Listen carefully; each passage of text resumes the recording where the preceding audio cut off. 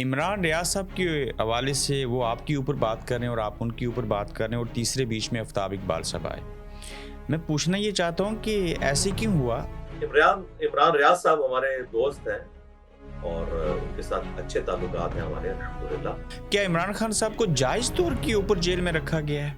देखें, ये सियासी केसेस हैं और हमने इमरान खान साहब से ये सीखा है कि जब कोई सियासी बुनियाद के ऊपर केस बनता है और अदलिया में जाता है। पाकिस्तान की जिन अदालतों के जज आज़ाद नहीं हैं, जो 26वीं आईनी तरमीम के तहत लगते हैं, उन अदालतों का मशवरा दे रहे हैं कि इमरान खान साहब को सामना करना चाहिए जो मिलिट्री एस्टेब्लिशमेंट के ज़ेर साया है। ये तो हमेशा से रहा है जी। अब क्या करें, हमारे पास हमने फिट इन द सिस्टम रहना है, हमने आर्म्ड कन्फ्लिक्ट नहीं करना, प्रोटेस्ट करना है। यानी कि पहले भी गलत था, अब भी गलत हो रहा है और आइंदा भी गलत होना देने चाहिए। इमरान रियाज खान साहब से हम कहते हैं, हमारे भोले भाई, आप एक तरफ की लाइन ना लो, आप उसूल की बात करो। जो उसूल पे खड़े रहते हैं वो पिटते नहीं है। इमरान खान साहब को फौज से मुआफ़ी मांगनी चाहिए, मान लेता हूँ। पहले आर्मी चीफ इमरान खान से और नवाज शरीफ और जरदारी साहब से माफ़ी मांगे या पहले इमरान खान साहब से माफ़ी मांगे? आगाज़ किसको करना चाहिए? मैंने तो मेरे भाई कहीं भी नहीं कहा कि इमरान खान साहब जो है वो फौज से माफी मांगे। फौज से क्यों माफी मांगे? वो अवाम से माफी मांगे। आपने एक सवाल में 3 मौक़िफ़ लिए। पहला, मान लेता हूँ कि संजानी में चले जाते तो ऐसे ना होता, ऐसे ही है? बिल्कुल। अगर आपको इतनी समझ है और वो गंडापुर बेवकूफ़ था जिसने बंदे मरवा दिए, फिर ये जब इस्लामाबाद आए तो इनको मारा किसने?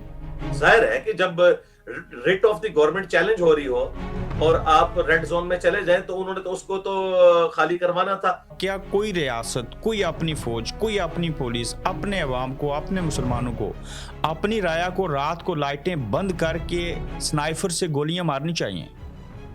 नहीं, ऐसा नहीं होना चाहिए। ऐसा किया गया है तो गलत हुआ। जी जी, मैं तो आज नहीं गलत कह रहा, मैं पहले से कह रहा हूं। एक नमाजी को उन्होंने कंटेनर से फेंक दिया था। मैं आपको सबूत दे रहा हूँ, सैकड़ों सबूत दे रहा हूँ, वीडियो बता रहा हूँ। हमने देखी, आपकी आंखों ने देखी कि फार्म 45 को 47 में बदला गया, लोगों से इंतहाबी निशान छीना गया और प्लान करके धांधली की गई। जी जी, इसमें अदालतों में जाके ये सारे मामलात रखने चाहिए और उसके जरिए इसको रिजॉल्व करना चाहिए। आप वोट डालें मूसा के डब्बे में और निकले ईसा के डब्बे से, तो ये तो गलत है ना? ये तो जमहूरियत तो ना हुई। जी, काश ये उस वक्त भी हमारे पीटीए के सपोर्टर्स को ख्याल होता जब वो 2014 में कंटेनर पर धरनों में शामिल हो गए और उसके बाद 2018 में इमरान रियाज खान साहब, फैज हमीद साहब मिल के लोगों को अगवा करते थे। नहीं, इनको तो उन्होंने नहीं अगवा करवाया। मैंने तो ये नहीं कहा मतीउल्लाह जान को अगवा करवाया, लेकिन मतीउल्लाह जान के साथ इमरान रियाज साहब और फैज हमीद साहब की जो तलकात हैं, इनकी मुलाकात की एक तस्वीरी झलकी और एक वीडियो दिखा सकते हैं जदीद दौर के अंदर? वो दिखा सकता है। वो तो इमरान रियाज खान साहब भी अपने मुखालफिन के बारे में जो बात करते हैं वो भी नहीं दिखा सकते। ला इलाहा इल्लल्लाहु मुहम्मद रसूलुल्लाह, ये बात इस तरह हुई कि ये वहां पर जा रहे थे किसी के अफसोस के लिए। तो मैंने कहा, आप तो भी तारिक जमील साहब को अफसोस करने गए थे उनके बेटे की फौतगी पे, तो अब अगर यहाँ पे जा रहे हैं, ठीक हो गया। मैं कट करके दोबारा से भाई सारा इंटरव्यू चलाना है, इसमें कटिंग नहीं करनी। सर, अगर आप एंटी इस्टेब्लिशमेंट जमात को वोट देंगे और जो इस्टेब्लिशमेंट की माउथ पीस जमात बनेगी उसको वोट नहीं देंगे, आप सारी जिंदगी पाकिस्तान में वोट नहीं दे सकते, पता है आपको? नहीं, मैं समझता हूँ कि जमात इस्लामी जो है वो अपने पुराने 90s के किरदार से तौबा कर चुकी है और वो किसी सूरत भी इस्टेब्लिशमेंट की गोद में बैठने वाली जमात इस वक्त नहीं है। मैं ये गारंटी से कहता हूँ। आपकी उम्र पूछ सकता हूँ? जी, मेरी उम्र 47 ईयर्स है। उस्ताद छोटे और शागिर्द बड़े। आफ्ताब इकबाल आपके शागिर्द कैसे हुए? ये उन्होंने खुद कहा है, अपने व्लॉग में कहा है कि वो आपके शागिर्द हैं। आपके स्टूडेंट हैं। ये स्टूडेंट का लफ्ज उन्होंने बोला है भाई, मैंने तो नहीं कहा, उन्होंने खुद बोला है। आप खबरदार, खबरहार, खबरनाक, ये सारे आफ्ताब इकबाल साहब के प्रोग्राम देखते रहे और उनको पसंद करते हैं। जी जी, उसमें जो अच्छी बातें हैं मैं पसंद करता हूँ, जो उसमें गलत बातें थी मैं उनको पसंद नहीं करता। आफ्ताब इकबाल साहब ने ये जो फाशी ज़्यादा स्टेज ड्रामे होते थे, उन चीज़ों को अदब के दायरे में लाया और ये भी उनकी अच्छी काविश है, मुअज़्ज़बाना तरीके से। बहुत बड़ा क्रेडिट है और जितना बड़ा ये क्रेडिट आफ्ताब इकबाल साहब को जाता है, उतना बड़ा क्रेडिट सोहेल अहमद साहब को जाता है, क्योंकि सोहेल अहमद साहब ना होते तो आज आफ्ताब इकबाल साहब इतने बड़े ना होते। आपसे ये जानना चाहता हूँ कि आपने कहा कि इमरान रियाज और फैज़ हमीद जो थे, इनके आपस में राब्ते थे और ये मिल के सहाफ़ियों को अगवा करवाते थे। आप इसके ऊपर कायम और दायम है बयान पे? बिल्कुल, ज़ाहिर है ये मैंने बात लिटरेचर में की है, इसका कतन ये मकसद नहीं है कि फैज अमीर साहब जो है वो गुरीला लिबास पहन के तो साफियों को गायब करने के लिए खुद पहुंच जाते थे। इनके साथ मिल के जो ये मैंने बात की कि मिसिंग पर्सन करवाया इन्होंने लोगों को, तो वो इसलिए कि इसके ऊपर ऑलरेडी इमरान रियाज खान साहब ने खुद भी माफी मांगी है, क्योंकि बलूचिस्तान में जो कुछ हो रहा था उस वक्त इमरान रियाज खान कह रहे थे कि ये सिक्योरिटी इदारों के लोग जो इनको उठाते हैं तो कुछ तो इन्होंने किया होगा ना, तो इन्हें उठाते हैं। तो हम उस वक्त भी कहते थे कि वो तो उन्होंने माफी मांग ली, लेकिन क्या इमरान रियाज ने असद तूर, मतीउल्लाह जान, अहमद मीर को जो गोलियां लगीं, या जिस दौर में फैज हमीद साहब थे, इमरान रियाज खान साहब, फैज हमीद साहब मिल के लोगों को अगवा करते थे? नहीं, इनको तो उन्होंने नहीं अगवा करवाया। मैंने तो ये नहीं कहा मतीउल्लाह जान को अगवा करवाया, लेकिन मतीउल्लाह जान के साथ जो इन्होंने इस्लामाबाद हाई कोर्ट में जो बिलो दी बेल्ट गुफ्तगू की थी, गलीज तरीन, जिस तरह इद्दत केस गलीज तरीन केस था, इसी तरह की गलीज तरीन गुफ्तगू इमरान रियाज ने समी इब्राहिम के साथ वीडियो में की थी। इस्लामाबाद हाई कोर्ट में इतने साफियों के सामने ठट्टा मजाक उड़ाया था। तो क्या इसने माफी मांगी है इस गलाजत के ऊपर? तो ये तो इसने किया था। तो इमरान रियाज साहब और फैज हमीद साहब की जो तलकात हैं, इनकी मुलाकात की एक तस्वीरी झलकी और एक वीडियो दिखा सकते हैं जदीद दौर के अंदर? वो दिखा सकता है। वो तो इमरान रियाज खान साहब भी अपने मुखालफिन के बारे में जो बात करते हैं वो भी नहीं दिखा सकते। ये तो बात ही नहीं है। हमने ये जनरल बात की है कि उस वक्त एस्टेब्लिशमेंट का ये माउथ पीस बने हुए थे, जो ये खुद मानते हैं। तो अभी ये ताजा नजरियाती हुए, हम तो उस वक्त भी नजरियाती थे। मैंने 2013 में वोट इमरान खान को डाला था। 2014 में जब ये फौज के हत्थे चढ़े तो मैं फिर इमरान खान साहब को खैर बात कह गया। 2018 में मैंने उनको वोट नहीं डाला, लेकिन तौहीन मजहब के ऊपर जब भी इल्जाम उन पर लगा, मैंने हमेशा उनका दिफा किया। इवन जब उनको निकाला गया उसके बाद भी जो कुछ हुआ तो मैंने खान साहब का दिफा किया जहां तक बनता था। लिहाजा ये जो इमरान रियाज खान साहब कह रहे हैं ना कि इंजीनियर साहब जो है उस जमाने में ये करते थे और मैं इनकी मुलाकात नहीं अरेंज करवा सका, तो इस वजह से ये कर रहे हैं। भाई, मेरी जितनी वीडियोस आपने खान के हक में अपलोड किए वो सब की सब खान साहब के फारिग होने के बाद किए, पहले की नहीं है। लेकिन आपका प्रोग्राम तो मर गया। क्या पाकिस्तान की मिलिट्री एस्टेब्लिशमेंट सियासत के अंदर मुदाखलत करती है? जी, हमेशा से करती आई है, आज भी कर रही है। इसमें तो कोई दूसरी राय नहीं है। क्या उनको ऐसे करना चाहिए? नॉट एट ऑल, कभी भी नहीं करना चाहिए था। डॉक्टर इसरार जो आपके उस्ताद हैं, जो मौलाना मौदूदी साहब के साथ थे, आपको पता है आपके उस्ताद डॉक्टर इसरार साहब ने छोड़ दिया था मौलाना मौदूदी साहब को? जी, छोड़ दिया था, लेकिन वो पॉलिटिकल इख्तलाफ की वजह से छोड़ा था। वो चाहते थे कि मौलाना मौदूदी। आप आज भी मेरे सामने बैठ के कैमरे के देखने वाले 25 करोड़ अवाम को कह रहे हैं कि शौकत खानम को सदका ज़कात जो भी है वो दें। जी दें, क्यों ना दें। वो अच्छा काम कर रहे हैं, बहुत अच्छा काम कर रहे हैं। और आपको मैं बताऊं कि नवाज शरीफ साहब की जो एहलिया थी, कुलसूम नवाज, अगर आप स्टडी वर्क या विजिट वीजा पर बरतानिया जाना चाहते हैं या फिर चीन में तालीम हासिल करने के ख्वाहिशमंद हैं, तो अभी जीडी कंसल्टेंसी से राब्ता कीजिए। हमारे एक्सपर्ट्स एप्लीकेशन से लेकर वीजा अप्रूवल तक आपकी खिदमत में हाजिर हैं। स्क्रीन पर दिए गए नंबर्स पर राब्ता कीजिए। आप देख रहे हैं गोरखधंधा अब्रार कुरैशी के साथ। अस्सलाम वालेकुम, आप देख रहे हैं गोरखधंधा अब्रार कुरैशी। आपसे महातुब पाकिस्तान पूरा मुल्क ऐसा बन गया कि उस जगह के ऊपर आए रोज़ हमें हर एक नई और पुरानी चीज़ जो है वो गोरखधंधा दिखाई देती है। चीज़ों के अंदर क्लैरिटी नहीं है और समझ से बालातर होती हैं बाज़ लोगों के लिए चीज़ें। आखिर वो ऐसे क्यों है? जो मजहबी स्कॉलर हैं उनकी बात भी लोगों के दिलों कानों के ऊपर असर नहीं रखती। उन्हें सोशल मीडिया का सहारा लेते हुए लोगों को वजाहतें देना पड़ती हैं। फिर कभी कोई सहाफ़ी और कोई मजहबी स्कॉलर की आपस में जो तकरार होती है, इसकी वजूहात क्या हैं, पाकिस्तान के अंदर हो क्या रहा है, इसमें उलमा कैसे किरदार अदा कर सकते। इंजीनियर मोहम्मद अली मिर्ज़ा साहब, फिर इमरान रियाज साहब एक अच्छे सहाफ़ी हैं, उसके साथ आफ्ताब इकबाल साहब, बड़े नाम हैं ये। इनके दरमियान एक नाचाकी कहूँ, एक गलत फहमी कहूँ, इन सारे मामलात के ऊपर आज हमारा साथ देंगे मोहम्मद अली मिर्ज़ा साहब। तो आज की गोरखधंधा में इन तमाम शख्सियात और पाकिस्तान के मौजूदा हालात के ऊपर बात करते हुए आपके सामने चंद अहम सियाक़ व सबाक़ रखेंगे। मोहतरम अस्सलाम वालेकुम। वालेकुम अस्सलाम व रहमतुल्लाहि व बरकातुहू, वला हौला वला कुव्वता इल्ला बिल्लाह। अल्लाहुम्मा सल्लि अला मुहम्मद व अला आलि मुहम्मद। अबरार भाई, आपका बहुत बहुत शुक्रिया कि आपने खुद राब्ता किया और मुझे मौका दिया कि बजाय इसके कि हमसे मुतल्लिक आप कोई राय, लोगों की बातें सुनकर कायम करें, डायरेक्ट हमसे ही पूछ लें। बिल्कुल मेरी ख्वाहिश थी और मैं चाहता था कि इस सारे अमल के दौरान आपको अप्रोच किया जाए। आपका हुस्न ज़न है कि आपने फ़ौरन से पहले कहा कि हमें ज़रूर इसके ऊपर बात करनी चाहिए। आपको हमारा अंदाज़, तरीक़ाकार, अकाइद सारी पता ही हैं बातें कि हम क्या करने जा रहे हैं और कैसे करने जा रहे हैं। रमज़ान कैसा गुज़र रहा है? अल्हम्दुलिल्लाह रमज़ान इस दफ़ा तो बहुत अच्छा है इस एतबार से कि गर्मी तो बिल्कुल नहीं है और अल्हम्दुलिल्लाह रोज़े की ड्यूरेशन भी नॉर्मल है और रोज़े गुज़रने का पता भी नहीं चल रहा। अल्हम्दुलिल्लाह क़यामुल लैल भी जारी है और कोशिश कर रहे हैं इस दौरान मैं मुख्तलिफ टीवी चैनल्स के ऊपर कुरान और सुन्नत के हवाले से जो मुकदमा है वो पेश कर रहा हूँ। तरावी पढ़ते भी हैं और तरावी पढ़ाते भी हैं। मैं तरावी खुद पढ़ा रहा हूँ, पिछले कई साल से मैं अल्हम्दुलिल्लाह खुद ख़त्म कुरान करता हूँ। मैं खुद हाफिज़ तो नहीं हूँ लेकिन मैं कुरान हकीम को सामने रख कर उससे तिलावत करता हूँ। सही बुखारी में ज़कवान ताबई का अमल मौजूद है कि वो सैयदा आयशा को क़यामुल लैल करवाया करते थे मुसहफ़ सामने रखकर। तो अब आ जाता हूँ मैं करंट हालात के ऊपर। पाकिस्तान के जैसे हालात हैं, कैसा चल रहा है हमारा मुल्क माशी तौर के ऊपर, सियासी तौर के ऊपर? इसलिए सियासत का नाम लिया कि मैं जब आपसे पूछूंगा तो आप इल्लामा इकबाल का वो शेर सुनाएंगे कि अगर उलमा सियासत से कट जाएं तो फिर बात बनती नहीं है। जुदा हो दी सियासत से तो रह जाती है चंगेज़ी, ये डॉक्टर इकबाल ने फरमाया। बिल्कुल। थोड़ी स्टेबिलिटी आना शुरू हुई है, जिस तरह पहले IMF का एक तलवार वाला मामला हमारे ऊपर लटका हुआ था, प्रोग्राम खत्म होने के दरपे था। अल्लाह का शुक्र है वो तो चीज एड्रेस हो गई है, लेकिन अभी भी काफी ज्यादा रिफॉर्म्स करने की जरूरत है कि ग्रॉस रूट लेवल पर गरीब आदमियों तक भी मईशत की बेहतरी के असरात पहुंचे। खुसूसन यहाँ पर जो हमारा मुलाजमत पेशा तबका है वो तो टैक्सेस की चक्की में पिस रहा है।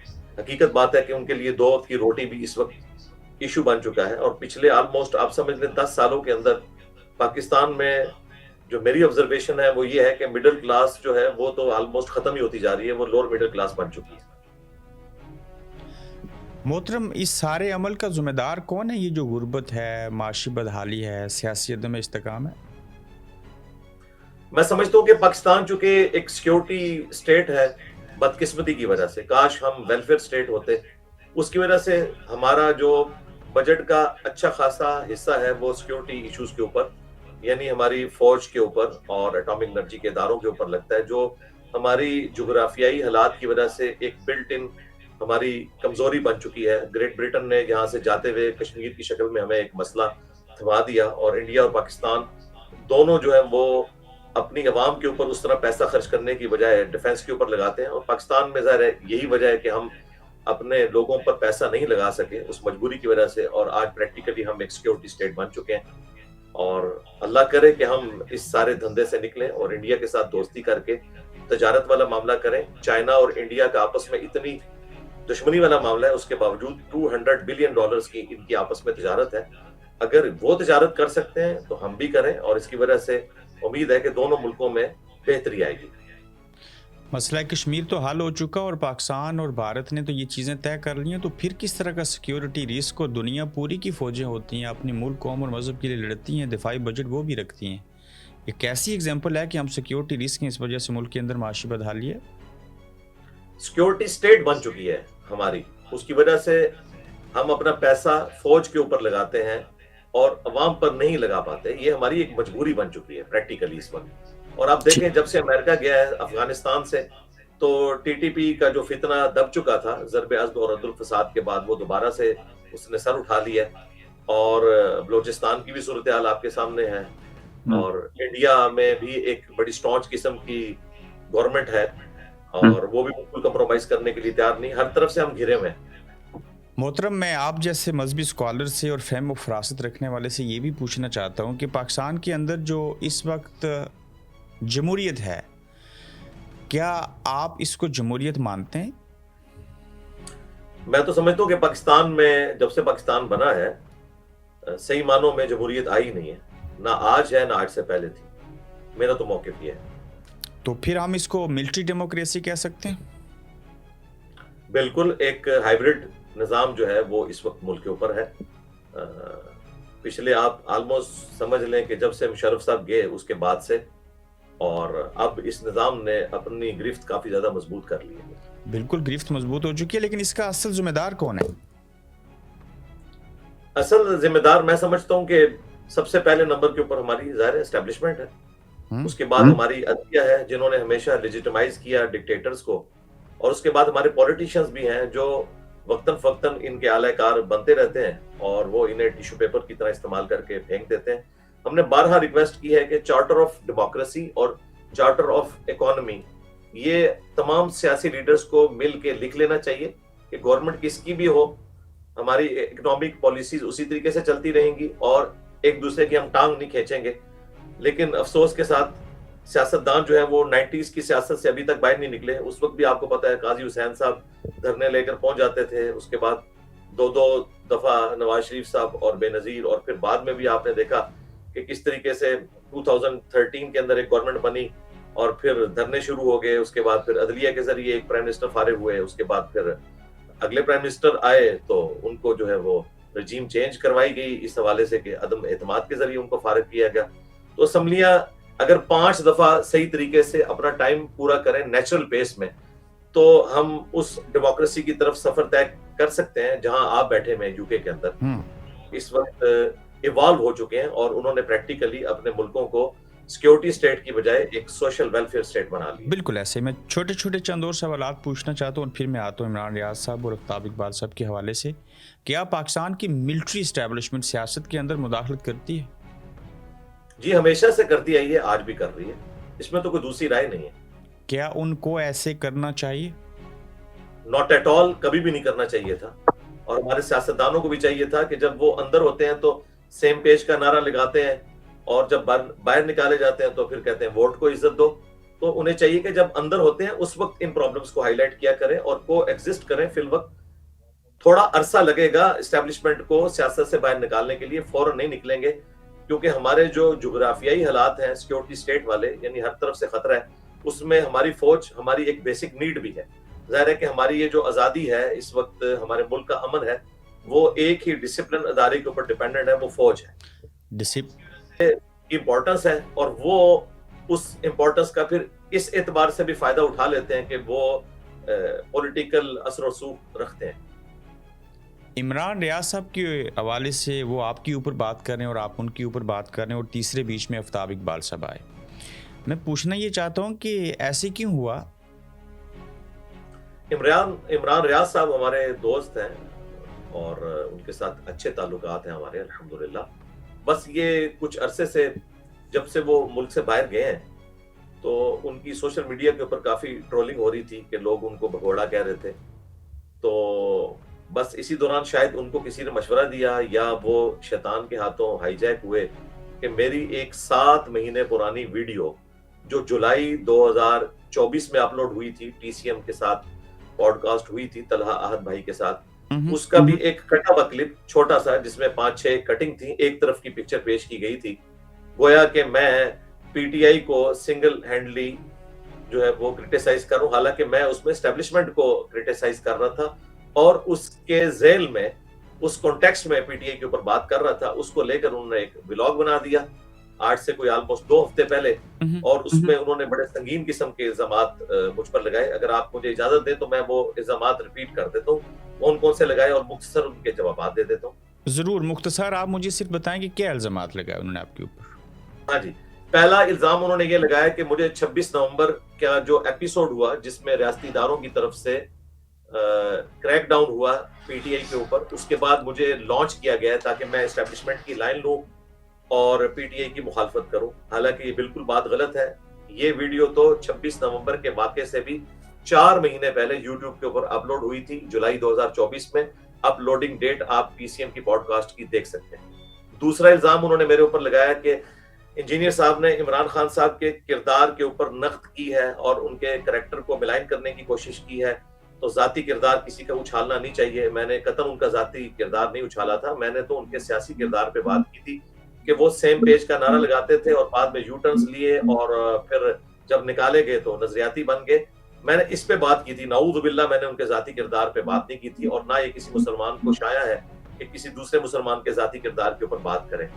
तीसरा जो उन्होंने इल्जाम लगाया कि इमरान खान साहब से मैंने सियासी गलतियों पर माफी का मुतालबा किया, तो काफी सारी चीजों पर उन्होंने माफी मांग ली है कि मैंने काजी फाइज ईसा के ऊपर गलत केस बनाया था, इस तरीके से मैंने बाजवा साहब को एक्सटेंशन गलत दी थी, मैंने इसके अलावा भी और चीजें कही कि आपको माफी मांगनी चाहिए। इस पे इमरान रियाज साहब ने कहा कि आप जर्नैलों से माफी क्यों नहीं मंगवाते। तो भाई उसी पॉडकास्ट में मैंने बाई नेम मेंशन किया कि जनरल ज़ियाउल हक हो, मुशर्रफ साहब हो, बाकी लोग हो, इन सब लोगों ने डिक्टेटरशिप की इस मुल्क में, और इनके गुनाहों की माफी जो है वो आज के आर्मी चीफ को मांगनी चाहिए, और आज के आर्मी चीफ को भी, चीफ जस्टिस को भी, और नवाज शरीफ साहब को भी, और इमरान खान साहब को भी काबे की छत पर खड़े होकर ये एक अनाउंसमेंट करनी चाहिए कि हमसे माजी में गलतियां हुई, अब हम अपनी मुस्तकबिल के मामलात को सुधारेंगे। और सेकंड लास्ट चीज जो चौथे नंबर पे थी, वो उन्होंने गिला किया कि इंजीनियर साहब ने इद्दत केस के ऊपर कभी बात नहीं की, इमरान खान साहब के ऊपर कई एक हमले हुए, उनके ऊपर बात नहीं की। तो मैंने बताया कि भाई इद्दत केस के ऊपर मेरी वीडियो रिकॉर्ड है, 9 मई वाले दिन, उसी दिन मेरी वीडियो आ गई थी आर्मी चीफ की तस्वीर के साथ, और मैंने उन्हें कहा था कि अगर आप अपने बड़ों को नहीं पकड़ सकते, बाजवा साहब को और फैज हमीद को, तो ये जो छोटे बच्चे मोर चोरी करके ले गए या इस तरह की एक्टिविटी हुई, तो इनको भी छोड़ दें, दरगुजर करें और आगे चलें। फिर मैंने जब कातराना हमला हुआ खान साहब के ऊपर, उसके ऊपर बात की, इद्दत केस के ऊपर बात की, 26 नवंबर के ऊपर बात की, हर मौके पर जब भी खान साहब के हवाले से कोई इस तरह की चीज आई तो मैंने उसके ऊपर बात की। और अब ताजा तो उन्होंने siyaset.pk को इंटरव्यू देते हुए, मैं उसके ऊपर आता हूँ, siyaset.pk के ऊपर आता हूँ। मुझे बताएं क्या इमरान खान साहब, हाँ जी मैं उस तरफ आता हूँ। तो अब उन्होंने एक रिसेंटली ये बात की कि खान साहब से मुलाकात का शौक रखता था, हालांकि जितनी वीडियोस मेरी खान साहब के हक में है, जिनको इमरान रियाज खान साहब खुद अपने ट्विटर हैंडल से शेयर करते रहे, वो सब की सब उनके वजीर आजम से फारिग होने के बाद की है। और आखिरी इल्जाम उन्होंने मेरे ऊपर जो लगाया, जो किसी हद तक दुरुस्त है लेकिन आउट ऑफ कॉन्टेक्स्ट है, कि मैंने पीटीआई जो फौज की ट्रोलिंग कर रही है, जो शहदा के बारे में कमेंट्स पास करती है सोशल मीडिया के ऊपर, इसको मैंने डिजिटल दहशतगर्दी करार दिया। बिल्कुल मैं इस बात के ऊपर कायम हूं कि वल फितना तो अकबर मिनल कत्ल, फितना जो है वो कत्ल से बढ़कर होता है। लेकिन नाऊज़ बिल्लाह मैं पीटीआई को टीटीपी की तरह की दहशतगर्द जमात नहीं मानता कि उन्होंने कोई आर्म्ड कन्फ्लिक्ट किया हो। मैं ये समझता हूं कि ये जो सोशल मीडिया के ऊपर हमारे शहदा के हवाले से और फौज को एज ए इदारा जो रगड़ा लगाया जा रहा है, और ये बात हमें खान साहब ने खुद बताई थी कि जब आर्मी चीफ के ऊपर बात होती है तो गोया पूरी फौज के ऊपर बात होती है, लेकिन यहाँ तो पीटीआई वाले शहदा के ऊपर बात करते हैं। तो मैंने कहा था कि इस तरह ना आप करें, अगर आपका कोई इख्तलाफ है तो उसे इल्मी तरीके से आप वाजे करें। तो इसको मैंने डिजिटल दहशतगर्दी कहा था। इसका मतलब इन्होंने ये लिया कि मैं सारी पीटीआई की जमात को नाऊज़ बिल्लाह कोई डिजिटल दहशतगर्द कर रहा हूं। नहीं, जो लोग इस तरह की हरकत कर रहे हैं, और इमरान रियाज खान साहब ने खुद माना कि जो लोग इस तरह की हरकत करते हैं आप उनको क्रिटिसाइज करें, पूरी जमात को ना कहें। तो मेरा ऑलरेडी ये मौक़िफ़ है। मेरे स्टूडेंट्स जो हैं उनमें ऑलमोस्ट 80% पीटीआई के वोटर्स हैं। बिल्कुल ऐसा ही है, चूंकि यूथ है वो पीटीआई के साथ है। ठीक हो गया। तो फिर मैं आपसे छोटे छोटे एक रैपिड फायर कर लूं, क्या इमरान खान साहब को जायज तौर के ऊपर जेल में रखा गया है? देखें, ये सियासी केसेस हैं, और हमने इमरान खान साहब से ये सीखा है कि जब कोई सियासी बुनियाद के ऊपर केस बनता है और अदलिया में जाता है, और दूसरी मुखालफिन ये कहते हैं कि जेन्युइन केस है, तो हमें अदालतों का सामना करना चाहिए। तो मैं खान साहब के साथ हूं, जो वो नवाज शरीफ साहब को मशवरा देते थे कि आप अपने केसेस का सामना करें, यही मशवरा मैं इमरान खान साहब को भी दूंगा और इमरान रियाज खान साहब को भी दूंगा कि आपको अदालतों में केसेस का सामना करना चाहिए। पाकिस्तान की जिन अदालतों के जज आज़ाद नहीं हैं, जो 26वीं आईनी तरमीम के तहत लगते हैं, उन अदालतों का मशवरा दे रहे हैं कि इमरान खान साहब को सामना करना चाहिए जो मिलिट्री एस्टेब्लिशमेंट के ज़ेर साया हैं। ये तो हमेशा से रहा है जी। अब क्या करें, हमारे पास हमने फिट इन द सिस्टम रहना है, हमने आर्म्ड कन्फ्लिक्ट नहीं करना, प्रोटेस्ट करना है और पैसिव रेजिस्टेंस करके अपने मामलात को आगे लेके चलना है। अगर आप ये बात करेंगे तो देखें, आज 6 जजों ने जो खत लिखा है सुप्रीम कोर्ट में, उन्होंने उस खत की बुनियाद जस्टिस शौकत सिद्दीकी साहब को बनाया है कि वो भी इस बात पर गवाह है कि उस जमाने में फैज हमीद साहब ने उनके जरिए जो है वो पॉलिटिकल गेम करने की कोशिश की। तो आज जो जज पीटीआई की सपोर्ट में भी हैं, वो भी मानते हैं कि पीटीआई के दौर के अंदर भी अदालत के अंदर जो है वो मामलात एस्टेब्लिशमेंट के थे। हाँ, मैं ये मानता हूं कि आज ज्यादा हो गए हैं, लेकिन आप ये नहीं कह सकते कि पहले नहीं थे। तो अब ये सोचना चाहिए कि जो हम आज बो रहे हैं, कल को काटना पड़ेगा। खान साहब को अपने जमाने का बोया हुआ काटना पड़ रहा है, और जो आज बो रहे हैं इनको भी आने वाले जमाने में काटना पड़ेगा। यानी कि पहले भी गलत था, अब भी गलत हो रहा है, और आइंदा भी गलत होना देने चाहिए। इमरान रियाज खान साहब से हम कहते हैं, हमारे भोले भाई, आप एक तरफ की लाइन ना लो, आप उसूल की बात करो। जो उसूल पे खड़े रहते हैं वो पिटते नहीं है। मुतीउल्लाह जान उसूल पे खड़े हुए हैं, असद अली तूर उसूल पे खड़े हुए हैं। एजाज सैयद उसूल पे खड़े हुए हैं, आज ये पीटीआई को अच्छे लगते हैं, इनसे आप पर्सनली फोन करके मेरे बारे में पूछें तो ये मेरे किरदार की गवाही देंगे कि मैंने कभी भी एस्टेब्लिशमेंट के आलाकार बनने की कोशिश नहीं की, अल्हम्दुलिल्लाह। आप ठीक है, आप रोज़े से हैं, रमज़ान का महीना है, मजहबी स्कॉलर हैं, किसी मुसलमान को मुझे ये नहीं कहना चाहिए कि बताएं आप मिलिट्री इस्टेब्लिशमेंट के लिए काम करते हैं या नहीं करते। ये पूछना नहीं चाहिए, ज़ुबान से अदा होने वाले अल्फाज बयान कर देते हैं। और इमरान खान साहब को फ़ौज से मुआफ़ी मांगनी चाहिए, मान लेता हूँ। पहले आर्मी चीफ इमरान खान से और नवाज शरीफ और जरदारी साहब से माफ़ी मांगें या पहले इमरान खान साहब से माफ़ी मांगें? आगाज़ किसको करना चाहिए? मैंने तो मेरे भाई कहीं भी नहीं कहा कि इमरान खान साहब जो है वो फौज से माफी मांगे।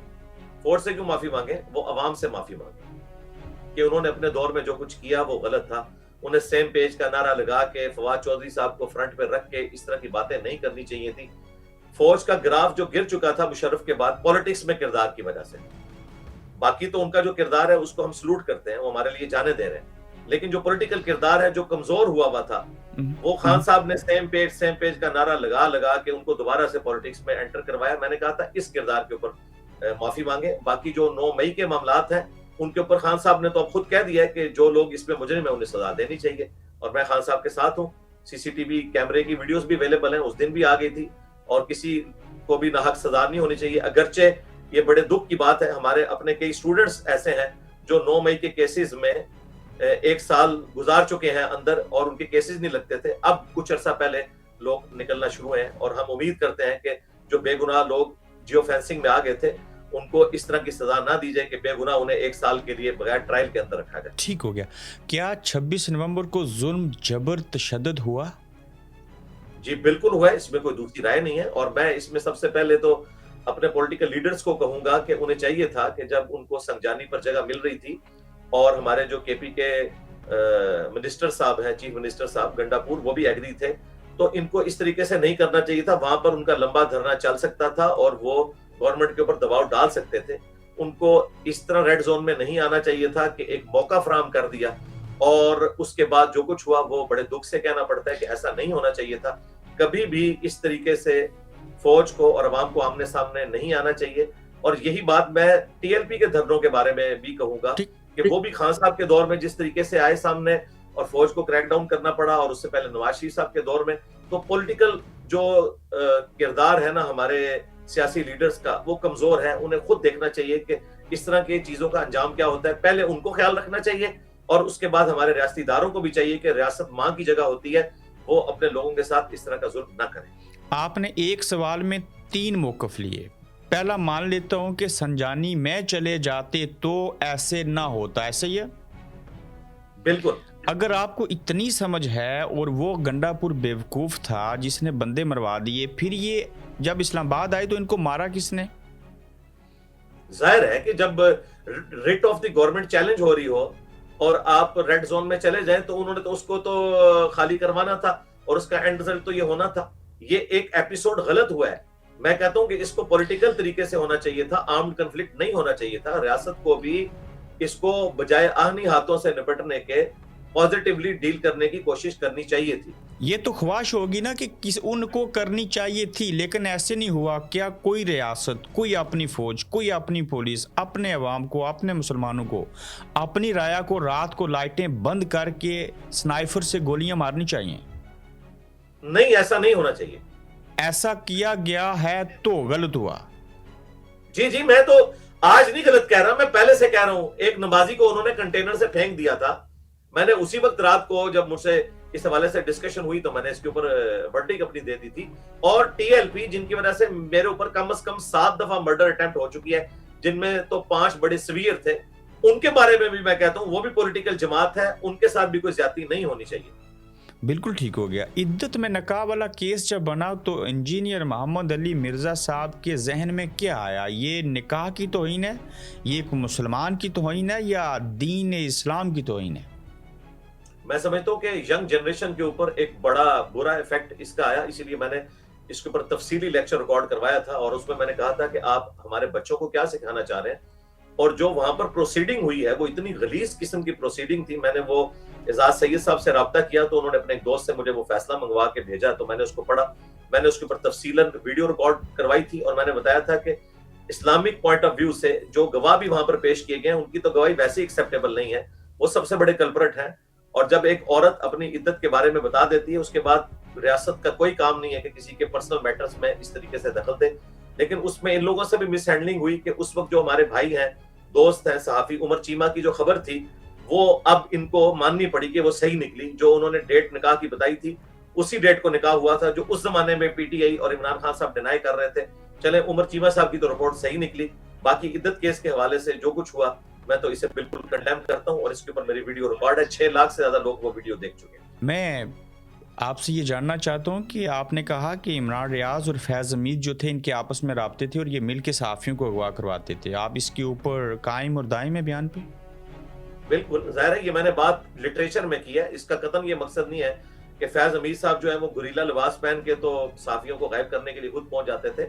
इनके साथ मिल के जो ये मैंने बात की कि मिसिंग पर्सन करवाया इन्होंने लोगों को, तो वो इसलिए कि इसके ऊपर ऑलरेडी इमरान रियाज खान साहब ने खुद भी माफी मांगी है, क्योंकि बलोचिस्तान में जो कुछ हो रहा था उस वक्त इमरान रियाज खान कह रहे थे कि ये सिक्योरिटी इदारों के लोग जो इनको उठाते हैं तो कुछ तो इन्होंने किया होगा ना, तो इन्हें उठाते हैं। तो हम उस वक्त भी कहते थे कि वो तो उन्होंने माफी मांग ली, लेकिन क्या इमरान रियाज ने असद तूर, मतीउल्लाह जान, अहमद मीर को जो गोलियां लगी, या जिस दौर में फैज़ हमीद साहब थे, इमरान रियाज खान साहब, फैज़ हमीद साहब मिल के लोगों को अगवा करते थे? नहीं, इनको तो उन्होंने नहीं अगवा करवाया। मैंने तो ये नहीं कहा मतीउल्लाह जान को अगवा करवाया, लेकिन मतीउल्लाह जान के साथ जो इन्होंने इस्लामाबाद हाई कोर्ट में जो बिलो दी बेल्ट गुफ्तगू की थी, गलीज तरीन, जिस तरह इद्दत केस गलीज तरीन केस था, इसी तरह की गलीज तरीन गुफ्तगू इमरान रियाज ने समी इब्राहिम के साथ वीडियो में की थी। इस्लामाबाद हाई कोर्ट में इतने साफियों के सामने उठट्टा मजाक उड़ाया था। तो क्या इसने माफी मांगी है इस गलाजत के ऊपर? तो ये तो इसने किया था।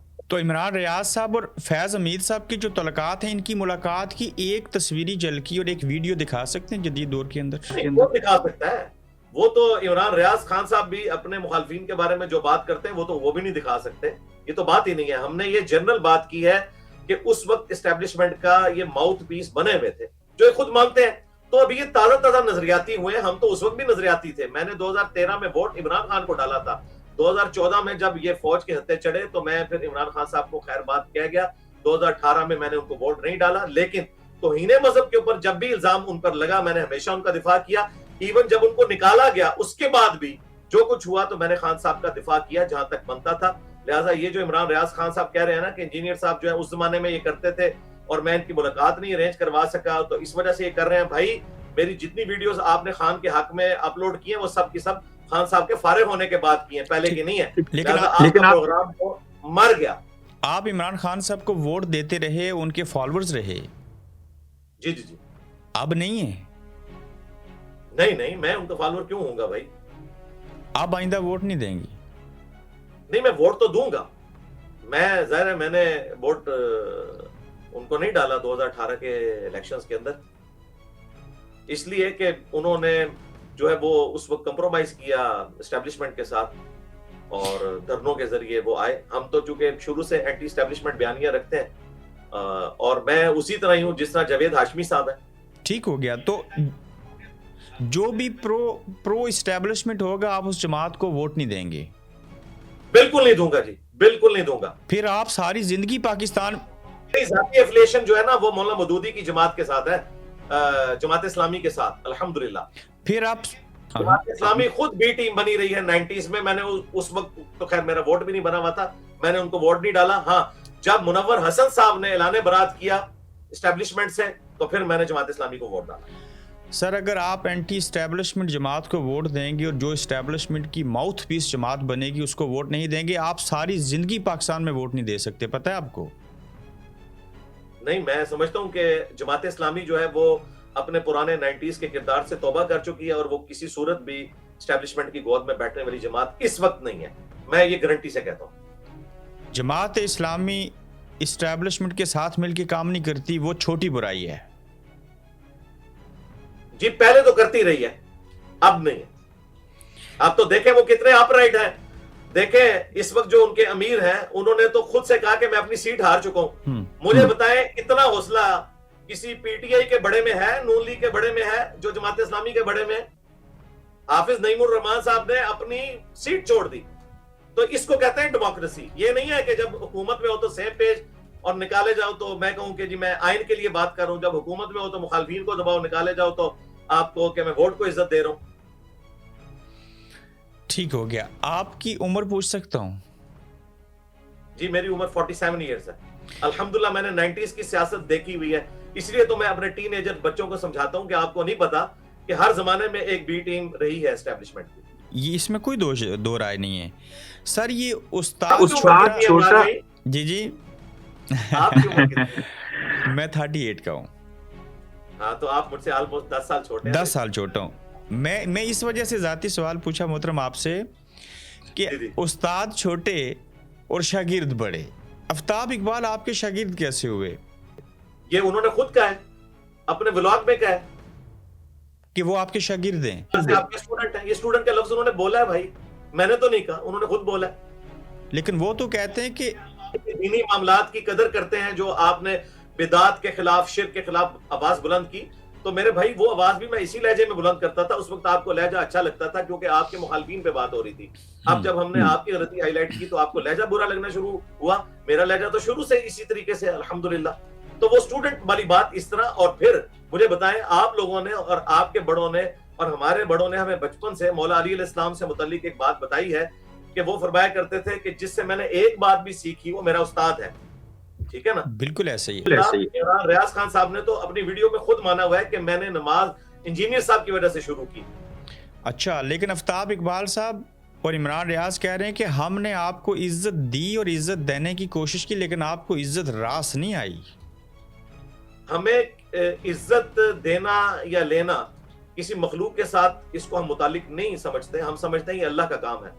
ये अल्लाह ताला इज्जत देता है और जिल्लत देता है। बाकी तो पब्लिक देख रही है कि हमने अल्हम्दुलिल्लाह इनको भाइयों की तरह ट्रीट किया। इनकी गलती बताई कि भाई आपको गलती लगी, अब आप मान लो कि आपने 7 महीने पुरानी वीडियो को उठा के आउट ऑफ कॉन्टेक्स्ट सबसे पहले उसे 26 नवंबर के बाद फिट किया। उसके बाद जो इल्जामात लगाए मैंने वो दूर किए। जिन जिन इल्जामात की आपने बात की वो सारे गलत निकले। उसी वीडियो में मैंने काबे की छत के ऊपर आर्मी चीफ को भी चढ़ाया था और कहा था कि आप भी माफी मांगे। और मैंने ये भी कहा था कि मैंने इद्दत केस पे भी बात की, फलां चीजों पे भी। इनको जब अपनी गलती नजर आ गई तो बजाय इसके कि ये माफी मांगते हैं, जिस तरह जादूगरों को जब लगा कि हजरत मूसा अलैहिस्सलाम ने जो कुछ किया ये जादू नहीं है, वो सजदे में गिर पड़े। इनको भी पता चल गया था कि इंजीनियर साहब सॉलिड ग्राउंड के ऊपर खड़े हैं।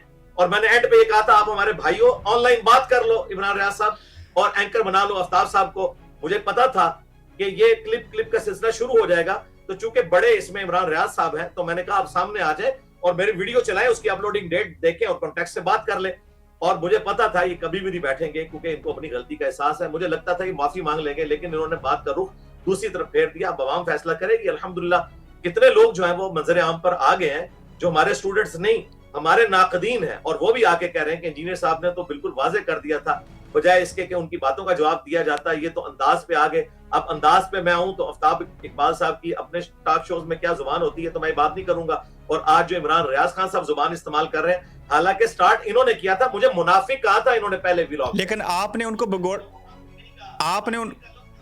लेकिन उन्होंने आपको मुनाफिक कहा इमरान रियाज खान साहब ने, और आपने उनको भगोड़ा कहा। नहीं, मैंने नहीं कहा, बिल्कुल नहीं कहा, ना नॉट एट ऑल, बिल्कुल नहीं कहा। मैंने कहा कि अगर आप अपनी इस गलती पर माफी नहीं मांगते कि आपने पुरानी वीडियो उठा के उसे आज की बना के पेश किया 7 महीने बाद, तो फिर हमें यह वसवसा आएगा कि आपको जो लोग कह रहे हैं कि चूंकि आपको लोग भगोड़ा कह रहे थे तो आपने तवज्जो हटाने के लिए मेरी आउट ऑफ कॉन्टेक्स्ट पुरानी वीडियो निकाल के आज फिट की ताकि लोग इस तरफ हो जाएं। तो ये वसवसा हमें आएगा, लेकिन अभी हम ये नहीं कहते जब तक कि आप सामने नहीं आते। तो अभी तक मैं उनका इंतजार कर रहा हूं। अगर आपका उनसे राब्ता है तो उन्हें आप ही बुला लें मेरे सामने बैठ के, तो जो उन्होंने इल्जामात पहली वीडियो में लगाए थे एक एक करके बात कर ले। मैं तो तैयार हूं। पहले आप मौलवियों से मुनाजरा करना चाहते थे, आप आफ्ताब इकबाल और इमरान रियाज से मुनाजरा करेंगे? Not at all. मैं कभी भी मुनाजरा मौलवियों से नहीं करना चाहता। मौलवी मुझे कहते थे कि तुम अगर सच्चे हो ना तो हमारे सामने बैठो। देखें, ये भी बात उलट करके पेश की, तो इसके जवाब में मैं कहता था मैं आपके साथ नहीं बैठूंगा क्योंकि आप तो लाखों में हो, मैं एक के साथ बैठूंगा। अब मुझे बताएं, मैं एक छोटे से यूट्यूबर के साथ बैठूं तो वो कहेगा हमारा बड़ा तो वो था। मैं छोटे मौलवी के साथ बैठूं, वो कहेगा तो हमारा बड़ा तो वो था। तो फिर मैंने इनकी डिमांड पे कहा था कि अपने बड़े से अपने हक में वीडियो बना लो, तो मैं बैठने के लिए तैयार हो जाऊंगा, या अपने बड़े को लॉन्च करो। यहां पर भी देखें मैं उसी जगह पे हूं, कि इनके बड़े जो इमरान रियाज खान साहब हैं उन्होंने इंतजामात, मैंने कहा आप सामने आ जाएं। अगर इमरान रियाज खान साहब मेरे साथ नहीं बैठ सकते तो वो वीडियो बना दे कि ये फलां छोटा जो है इसको मैं लॉन्च कर रहा हूं अपनी जगह पे, इसकी जीत मेरी जीत, इसकी हार मेरी हार है, तो मैं उसके साथ भी बैठ जाऊंगा, वो जिसको मर्जी लॉन्च करें, लेकिन वीडियो में आके इसको एडमिट करें। इमरान रियाज साहब ने ये गल वध गई है। ठीक है, इमरान रियाज खान साहब ने आज सुराब बरकत साहब को siyaset.pk पे इंटरव्यू देते हुए कहा कि ये इंजीनियर मोहम्मद अली मिर्ज़ा साहब किसी दौर में ना सिर्फ इमरान खान साहब को मिलना चाहते थे बल्कि मुझे अपने दर पे बुला रहे थे और ख़ुद मेरे दर पे आना चाहते थे। सिक्योरिटी का कोई बहाना बनाया तो जो मुझे मिलने के ख्वाहिशमंद थे मैं आज उनसे वीडियो लिंक के ऊपर या किसी इंटरव्यू में क्यों बात करूं? ना मेरे भाई, मैं इनसे मिलने का ख्वाहिशमंद नहीं था। देखें, मुझे बड़ा अफसोस होता है कि पीटीआई की जो अक्सर यूट्यूबर्स की सोच है, अब काश इमरान रियाज भाई ऐसी बात ना करते तो मुझे यानी इस लेवल पे ना उतरना पड़ता। मुझे क्यों उनसे हाजत थी भाई मिलने की? असल में ये हुआ था कि जब ये गायब किए गए एजेंसियों की तरफ से, उस वक्त तो नहीं पता था, हमारे भाई इकरारुल हसन ने इनके हक में आवाज बुलंद की। मैंने अपने ऑफिशियल यूट्यूब चैनल से, उस वक्त उसके 2 मिलियन सब्सक्राइबर थे, आज अल्हम्दुलिल्लाह 3 मिलियन से ज्यादा है, और जब से ये 2 हफ्ते से इन्होंने कंट्रोवर्सी शुरू किया तो 20,000 मजीद ऐड हो चुके हैं आपके मुझे दबा लेंगे। तो अल्लाह का शुक्र है 20,000 ऐड हुए। तो इमरान रियाज साहब जब निकले ना, तो इनके एक दोस्त हैं जुनैद साहब, उन्होंने यहाँ पर राब्ता किया था। तो फिर मैंने उनको कहा था कि मैं यार मिलना चाहता हूँ उनको, क्योंकि वो इतना मुश्किल वक्त काट के आए हैं, लेकिन मैं सिक्योरिटी इश्यूज की वजह से लाहौर नहीं आ सकूंगा, मेरे निकलने पर एजेंसी ने पाबंदी लगाई हुई है, तो मेरी उनसे आप बात करवा दें। तो मैंने उनसे बात की, वो ऑलमोस्ट आधा पौना घंटे की बात हुई, 2 मेरा ख्याल है शायद फोन कॉल्स पे 2 दफा बात हुई। और उसमें इमरान रियाज साहब ने कहा कि मैं अकेला जेल में बैठ के सोचता था कौन कौन मुझे दुआओं में याद रखता होगा, उसमें आपका नाम भी था। मैंने कहा बिल्कुल, मैंने आपके लिए दुआ भी की और आपके लिए आवाज भी उस वक्त उठाई थी, और मैं अभी भी आपको मिलने के लिए आता एक गुड जेस्चर के तौर पर, जिस तरह बाकी साहब उनको मिलने के लिए गए थे, तो मैं भी आता, लेकिन मेरी ये मजबूरी है। तो इन्होंने फिर खुद कहा, देखें ये आधी बात कर रहे हैं, उठो मत बैठो। इन्होंने कहा कि मैंने इस्लामाबाद एक कर्नल साहब के पास आना है किसी फौतगी के अफसोस के लिए। तो मैंने कहा अगर आप वहां पर आ ही रहे हैं तो रास्ते में आप जेलम अकेडमी आए तो इंशाल्लाह हम अकेडमी खोल लेंगे, ना कि ये कि मैंने इनको बुलाया था। ला इलाहा इल्लल्लाहु मुहम्मद रसूलुल्लाह, ये बात इस तरह हुई थी कि ये वहां पर जा रहे थे किसी के अफसोस के लिए। तो मैंने कहा आप तो भी तारिक जमील साहब को अफसोस करने गए थे उनके बेटे की फौतगी पे, तो अब अगर यहाँ पे जा रहे हैं तो अच्छी बात है, मेरा तो आना मुश्किल है, अगर आप आ सकते हैं तो हम अकेडमी खोल लेंगे। ये बात हुई थी जिसको ये अपने हक में इस्तेमाल कर रहे हैं। भाई इमरान रियाज खान साहब की लेगेसी एक पॉलिटिकल जमात है और मेरी लेगेसी दीन की लेगेसी है। पॉलिटिकल लीडर्स को आज कोई नहीं जानता भाई। खलीफा मंसूर को हम बताएं तो लोग जानते हैं, इमाम मुनीफा को सारे जानते हैं जिन्होंने जहर पिया था दीन की खातिर, जेलों को काटा था। तो इमाम बुखारी को आज सारे जानते हैं, इमाम बुखारी को जिन हुक्मरानों से तकलीफें उठानी पड़ी उनको आज कोई नहीं जानता। हमारी लेगेसी दीन की है, तो मैंने क्यों ख्वाहिश का इजहार करना था इस हवाले से। भाई मेरी वीडियोस तो इमरान रियाज खान ने अपने ट्विटर से शेयर करवाई थी, काबे की छत वाला बयान, उन्होंने तो मेरी वीडियोस के जरिए फेम हासिल किया है, मैंने उनसे क्यों फेम हासिल करना था भाई? बिल्कुल समझ। क्या मोहम्मद अली मिर्जा साहब आप ये मानते हैं कि इमरान रियाज खान साहब को ISI ने अगवा किया था? जी, उन्होंने खुद बता दिया कि मुझे ISI ने अगवा किया था और मेरे साथ जो कुछ हुआ तो हम उनके कहने के ऊपर मानते हैं कि उनकी बात ही दुरुस्त होगी जो इस तकलीफ से गुजरा, और बिल्कुल गलत किया था। एक्स्ट्रा जुडिशियल तरीके से किसी को भी इस तरीके से अगवा नहीं करना चाहिए, खा वो इमरान रियाज खान साहब हो, खा वो मतीउल्लाह जान हो, खा वो असद अली तूर हो, हम सब के साथ खड़े हुए हैं। आप फौज के ऊपर भी तनकीद करते हैं, ISI का भी नाम लेते हैं, नवाज शरीफ साहब को भी नहीं छोड़ते, इमरान खान साहब की गलतियों को भी बयान कर रहे हैं, पीपल्स पार्टी सब के ऊपर चढ़ाई करते हैं, जो गलत है और जो ठीक है। आखिर आप हैं किसके बंदे? आपकी अपना नजरिया क्या है? जी, मैं अल्लाह का बंदा हूं, और इससे बड़ी बात यह है कि इतना कुछ करने के बावजूद मैं इनके उस तरीके के अताब में क्यों नहीं आता। किसी हद तक तो आया जब पिछले दिनों पीर अफजल कादरी साहब को एजेंसीज ने मेरे खिलाफ लॉन्च किया, लेकिन उतने शद्दोमत से ये मुझे उस तरीके से नहीं दबाते। उसकी वजह यह है कि मैं अल्हम्दुलिल्लाह एक अपराइट बंदा हूं और मैं किसी के दबाने में आता नहीं हूं। दूसरी बात, मैंने कभी भी इनके लिए काम नहीं किया। इनको दुख उस वक्त होता है जब कोई इनके लिए काम करे ना और बाद में इनको छोड़ जाए, और ये बात मुझे हकीकत टीवी वाले भाई ने खुद बताई थी, वो मेरे स्टूडेंट हैं, और उन्होंने जब उनके वालिद साहब और भाई के साथ मामला चल रहे थे उस वक्त एजेंसीज के, तो मैंने उनको कहा कि यार मुझ पे तो इस तरह का कोई डायरेक्ट दबाव नहीं डालते, आप पे क्यों डालते हैं? वो कहते हैं इंजीनियर साहब आपने कभी उनके लिए काम नहीं किया ना, हम चूंकि एक जमाने में कर चुके आसिफ गफूर साहब और फैज हमीद साहब के साथ, तो अब वो कहते हैं कि आप हमें छोड़ के ना जाओ, आप उनका चूंकि काम नहीं करते इसलिए आपकी इस तरह की वो तल्ख गुफ्तगू को सुन भी लेते हैं। आज देखें एजाज सैयद साहब, उनको तो कोई नहीं अंदर किया एस्टेब्लिशमेंट ने, उनसे बड़ा तो कोई एंटी एस्टेब्लिशमेंट नहीं है। एजाज सैयद साहब हमारे, उनकी गाड़ी के साथ ट्रैकर लगाया गया जी, एजाज सैयद साहब की गाड़ी के साथ ट्रैकर लगाया गया। हाँ होगा, लेकिन मैं आपको बता रहा हूं कि उन पर वो जुल्म सितम नहीं हुआ जो बाकी साफियों के ऊपर होता है, इसलिए कि वो हमेशा से एक लाइन रखते हैं। और देखें अभी तो पीटीए वालों ने जो कॉन्फ्रेंस किया है उसमें खिताब किया है और उन्होंने बिल्कुल, मैं सलूट करता हूं एजाज सैयद को, अभी थोड़ी देर पहले मेरी उनसे बात भी हुई थी एक मामले में जो ये इसमें कंट्रोवर्सी चल रही है, तो मैं उन्हें सलूट करता हूं कि उन्होंने सही बात की कि अचकजई साहब नजरियाती हैं। अफसोस के साथ इमरान खान साहब अपने मुंह के ऊपर जो है वो कपड़ा डाल के अचकजई साहब की नकलें उतारा करते थे, आज अचकजई साहब को उन्होंने अपना इमाम माना है, तो इसका मतलब है कि इमरान खान साहब ने अपना किबला तब्दील किया, अचकजई साहब का किबला तो वहीं पर है। तो मैं भी अल्हम्दुलिल्लाह हमेशा से वही मौकिफ रखता हूं जो मौकिफ एक आइन के मानने वाले पाकिस्तानी शहरी का होना चाहिए कि पाकिस्तान की पॉलिटिकल किरदार में एस्टेब्लिशमेंट का कोई रोल नहीं होना चाहिए, ना पहले, ना आज, ना बाद में। रोजे की हालत में हैं और मैं फिर से रिपीट करवाना चाहता हूं कि आपको पाकिस्तानी एजेंसीज ने कहा हमारे लिए काम करें। नॉट एट ऑल, कभी नहीं उन्होंने कहा। सिर्फ एक मौका आया था जब खान साहब निकाले गए थे, तो आईएसपीआर ने हमारे एकेडमी के जो एक कोर मेंबर हैं उस्मान भाई, उनसे राब्ता किया कि हम एक डॉक्यूमेंट्री बनाने जा रहे हैं, चूंकि फौज के हवाले से ट्रोलिंग हो रही है इस तरह की, तो आप उसमें एक बयान दे दें। तो मैंने कहा कि उनको बता दें कि मैं आपसे मिलूंगा भी नहीं। उसकी वजह है कि इस वक्त जो है खान साहब के ऊपर मुश्किल वक्त है, यकीनन उन्होंने अपने जमाने में भी यही कुछ किया, अब उन पे मुश्किल वक्त आया, तो मैं एजेंसियों का आलाकार नहीं बनना चाहता। मेरा तो पहले से मौकिफ यह है, खान साहब के दौर में भी यही था कि एस्टेब्लिशमेंट का किरदार ना हो, और आज भी यही है। तो मैं आपके हक में इस तरह वीडियो बनाने के लिए तैयार नहीं हूँ। और ये एक वाकया है, या जब खान साहब का दौर था तो उस वक्त एजेंसीज की तरफ से मुझे जो मजहबी उमूर है इसकी खिदमत सुपुर्द करने की ऑफर हुई थी, जो मैंने इनकार किया था। मैंने कहा कि मैं इस खिदमत को कबूल नहीं करूंगा, मैं इस तरह फ्रंट पे नहीं आना चाहता किसी भी एतबार से। जितना जुल्म, तशद्दुद, बर्बरियत इमरान रियाज खान साहब के ऊपर हुई, अगर आपके ऊपर होता ऐसे तो क्या आप भी पाकिस्तान को छोड़ के लंदन ना आ जाते और बर्दाश्त कर लेते?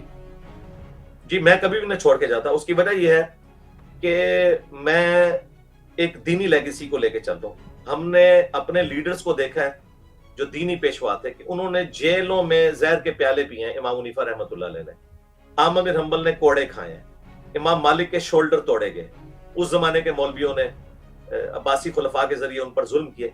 तो हम अपने जिन बड़ों की लेगेसी लेके चल रहे हैं ना, तो उस लेगेसी में तो यही है कि हमें जो है वो कुर्बानियां देनी है, पैसिव रेजिस्टेंस करनी है। और सबसे बढ़कर इमाम हुसैन अलैहिस्सलाम ने पैसिव रेजिस्टेंस की, उनके ऊपर जंग मुसल्लत की गई, इसी वजह से बीवी बच्चों समेत वो शहीद हो गए। और अल्हम्दुलिल्लाह उन्होंने यजीद की ऑफर को कबूल नहीं किया। मैं तो ये करता रहा। ये मामला कि जो इमरान रियाज खान साहब ने किया या आफ्ताब इकबाल साहब ने, तो शरई तौर पे क्या ये दुरुस्त है? जी 100% दुरुस्त है। शरई तौर पर क्या आप अपनी जान बचाने के लिए ये कर सकते हैं, लेकिन ये ईमान का आला तरीन दर्जा नहीं है। चूंकि ये लोगों को भगोड़ा कहते थे, इस वजह से लोग इन्हें इस तरह कह रहे हैं, तो वो उनका बदला उन लोगों से लेना, मुझे खामखा बीच में लेके आ रहे हैं। आपने भी तो हवाला दे दिया ना, लोग उनको भगोड़ा कहते थे। जी, मैंने तो इसको रिपोर्ट किया, तो इस तरह का रिपोर्ट तो उन्होंने भी किया है कि इंजीनियर साहब, लोग तो आपको फितना कहते हैं, तो हम क्या लोगों के कहने पे आपको फितना कहना शुरू कर दें? ये तो इमरान रियाज खान साहब ने अपने व्लॉग में कहा है। तो मैं भी यही बात कर रहा हूं कि लोग आपको भगोड़ा कह रहे हैं, तो क्या हम आपको भगोड़ा कहना शुरू कर दें? तो हम कहेंगे कि नहीं कह रहे भाई, हम कब कह रहे हैं। लेकिन अगर आप इस गलती पर माफी नहीं मांगोगे जो आप फुली एक्सपोज हो चुके हो, जिसका सबसे बड़ा सबूत है कि आप मेरे साथ बैठने के लिए तैयार नहीं हुए हो। इमरान रियाज खान साहब को आपसे किस बात पे माफी मांगनी चाहिए? इस बात के ऊपर माफी मांगनी चाहिए कि 7 महीने पुरानी वीडियो को उन्होंने 26 नवंबर के बाद फिट करके कहा कि एस्टेब्लिशमेंट ने इनको लॉन्च किया। दूसरा, उन्होंने कहा कि ये इद्दत केस पे नहीं बोला, ये 26 नवंबर पे नहीं बोला, ये 8 फरवरी के इलेक्शन पे नहीं बोला, ये 9 मई पे नहीं बोला। मेरी तो वीडियोस अपलोड है और कोई कोने खुदरे में नहीं है। ठीक, छोटे छोटे यूट्यूबर्स की तरह लाखों की उसकी व्यूअरशिप है। तो मैंने दिखाया कि ये है। इसने कहा कि इसने फौज को माफी का नहीं कहा, मैंने आसिम मुनीर साहब का नाम लेकर कहा कि उन्हें भी कौम से माफी मांगनी चाहिए और अपने पुराने बुजुर्गों, जर्नैलों, ज़िया-उल हक का नाम लिया, मुशर्रफ का नाम लिया, इन्होंने सारे झूठ बोले। उसी वीडियो के अंदर मौजूद था कि मैंने कहा ये सब के सब माफी मांगे। इतने झूठ बोले हैं इमरान रियाज खान साहब, अगर आपने तौबा ना की और ये आपको मैं माफ करूंगा, क्योंकि हुकूकुल इबाद जो है वो बंदों ने माफ करना है। जो आपका अल्लाह से मामला है वो आप अल्लाह से करें। जो आपने मेरे ऊपर इल्जाम लगाए और आप झूठे साबित हुए, सबसे बड़ी बात, अब आप बैठने से भागने के लिए इधर उधर के बहाने तलाश कर रहे हैं, तो आप आ जाएं, बैठ जाएं। मैं कोशिश करूंगा इमरान रियाज खान साहब को और आपको एक ही बार लाइव शो में लेके आप लोगों के साथ मुस्बत राय में बात की जाए। ये दूरियां और ये नफरतें नहीं होनी चाहिए। ये उनको भी मैंने कहा है, तो माजरत के साथ वो सब कह रहे हैं कि वो आपके साथ बैठने के लिए तैयार नहीं होंगे, क्योंकि उन्हें पता चल गया। क्या इमरान रियाज खान साहब का और नवाज शरीफ साहब का आपस में मवाजना किया जा सकता है? नहीं, वो सहाफी है, वो पॉलिटिकल लीडर है। आप अगर मुझे कहें कि जी मैं खच्चर का और गधे का मुकाबला करूं या घोड़े और खच्चर का मुकाबला करूं, ये हो नहीं सकता ना। आप इमरान रियाज खान साहब का मुकाबला करवाना है तो हामिद मीर साहब से करवाएं, मतीउल्लाह जान से करवाएं, एजाज सैयद से करवाएं। तो मैं ये कहूंगा कि ये जितने बड़े बड़े सहाफी हैं, इमरान रियाज खान साहब का नंबर बिल्कुल आखिरी नंबर पे आता है, क्योंकि ये आज नजरियाती हुए हैं और मतीउल्लाह जान पहले से नजरियाती हैं, हामिद मीर साहब पहले से नजरियाती हैं, एजाज सैयद साहब पहले से नजरियाती हैं। उनमें अगर मैं इनको लिस्ट डाउन करूं तो ये आखिरी नंबर के ऊपर आते हैं। तो किसी के ऊपर झूठा इल्जाम भी तो नहीं लगाना चाहिए ना? जी बिल्कुल नहीं लगाना चाहिए। अगर आपने लगाया हो तो मैं माफी मांगूंगा, एलानिया माफी मांगूंगा। मैं इस नुक्ते के ऊपर बहुत सख्ती के साथ बात करूंगा इमरान रियाज खान साहब और आपको सामने रखते हुए, जो कि आप मेरे साथ मौजूद हैं। इमरान रियाज खान साहब के बकौल उन्होंने किस पीटीआई के जलसे में शिरकत की? पीटीआई के जलसे में शिरकत की? जी, आपने कहा, इल्जाम लगाया कि वो पीटीआई के जलसों में जाके तकारीर करते हैं सियासी जमातों के इज्तिमा में। सियासी जमातों के लिए उन्होंने तकारीर की है जी, वो तो पूरे व्लॉग्स करते हैं सियासी जमातों के हक में। और वो तो अब उन्होंने खुद भी मान लिया कि मैं जो हूँ वो लाइन ले रहा हूँ। आप मुझे जो सहाफत का ताना देते हैं कि मैं बैलेंस गुफ्तगू करूं, तो मैं गुफ्तगू नहीं करूंगा। मैं इनके साथ खड़ा हुआ हूँ, पीटीआई के साथ। तो वो अब इस वक्त माजरत के साथ सहाफी नहीं रहे हैं, वो एक फ्रंट मैन बन चुके हैं पॉलिटिकल जमात के, उन्होंने खुद एडमिट किया। लेकिन वो कहते हैं कि आपने ऐसे कहा कि उन्होंने किसी सियासी इज्तिमा में जाके पीटीआई के जो है वो इमरान रियाज साहब ने तकरीर की। सियासी जलसे के अंदर जाके तकरीर की? जी, इज्तिमा जी नहीं, ये आपने कहा है, ऐसे इमरान रियाज कह रहे हैं, जो siyaset.pk को इंटरव्यू दिया गया। आपने मेरी कोई ऐसी बात सुनी है जिसमें मैंने कहा कि इमरान रियाज खान साहब ने जाकर पॉलिटिकल जमात पीटीआई के जलसे में जाकर तकरीर की? अगर कोई इस तरह की चीज मैंने कही है इनके बारे में नाम लेकर, तो मैं उस पर एलानिया माफी मांगूंगा। अगर इन्होंने तकरीर नहीं की भी, अलबत्ता मैं इसकी थीम पे कायम हूं कि ये उनके फ्रंट मैन है, इस पे मैं कायम हूं और सबको पता है, वो खुद भी उन्होंने मान लिया। ये पाकिस्तान तहरीक इंसाफ के इमरान रियाज खान जो है वो फ्रंट मैन है? जी, उन्होंने खुद माना है। तो फिर तलत हुसैन किसके फ्रंट मैन है? तलत हुसैन साहब तो मेरे भाई सबके बारे में बात करते हैं, वो तो नवाज शरीफ साहब के भी जो कमजोर पॉइंट है उनको हाईलाइट करते हैं, और इसी तरीके से वो इमरान खान साहब के भी कमजोर पॉइंट्स हाईलाइट करते हैं। तलत हुसैन साहब को ये सुनते नहीं ना, ये भी कटे हुए क्लिप देखते हैं ना, जिस तरह मेरा कटा हुआ क्लिप देखा था। तलत हुसैन साहब ने हमेशा इमरान खान साहब के निकाले जाने के बाद इस्टेब्लिशमेंट को ही तनकीद की है कि आज जो आपने ये दिन देखे हैं ये आपकी वजह से हुए हैं, ये आपकी गलतियां हैं। तो मैं समझता हूं कि तलत हुसैन साहब एंटी इस्टेब्लिशमेंट हैं। तो आफ्ताब इकबाल साहब के हवाले से क्या कहना चाहेंगे? उनके साथ भी आपका मामला क्यों? वो इतना एंजॉय करते थे, उन्होंने पता नहीं क्यों ये लाइन इख्तियार कर ली। उनकी तो ये फील्ड ही नहीं थी। उनको चाहिए कि वो खबरनाक प्रोग्राम दोबारा से आके जियो पे शुरू करें, चुप करके ये काम करें, ये उनका करने का काम है। वो बड़ा अच्छा काम कर रहे हैं। आप खबरदार, खबरहार, खबरनाक, ये सारे आफ्ताब इकबाल साहब के प्रोग्राम देखते रहे और उनको पसंद करते हैं? जी, उसमें जो अच्छी बातें हैं मैं पसंद करता हूँ, जो उसमें गलत बातें थी मैं उनको पसंद नहीं करता। आफ्ताब इकबाल साहब ने ये जो फाशी ज़दा स्टेज ड्रामे होते थे उन चीज़ों को अदब के दायरे में लाया, और ये भी उनकी अच्छी काविश है, मुअज़्ज़बाना तरीके से।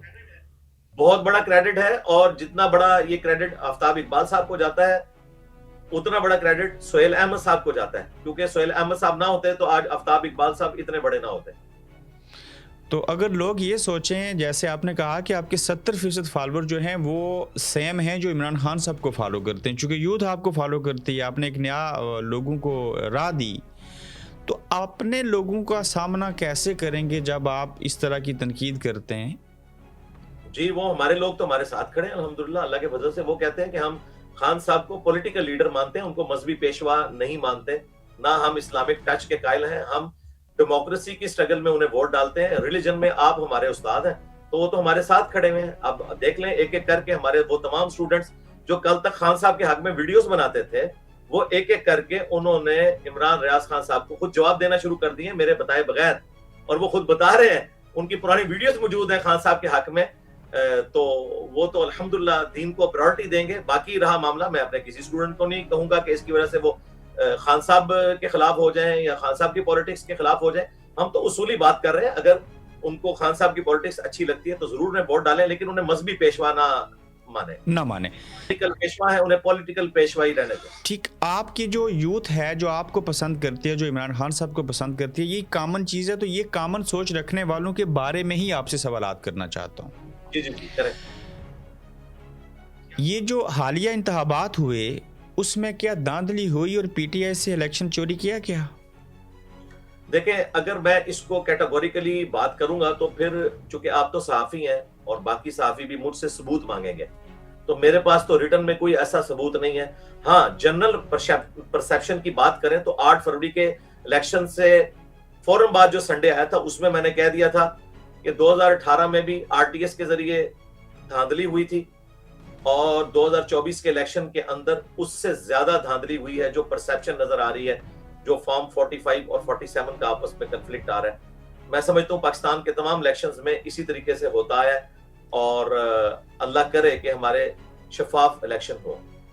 मैं आपको सबूत दे रहा हूँ, सैकड़ों सबूत दे रहा हूँ, वीडियो बता रहा हूँ, हमने देखी, आपकी आंखों ने देखी कि फॉर्म 45 को 47 में बदला गया, लोगों से इंतखाबी निशान छीना गया और प्लान करके धांधली की गई।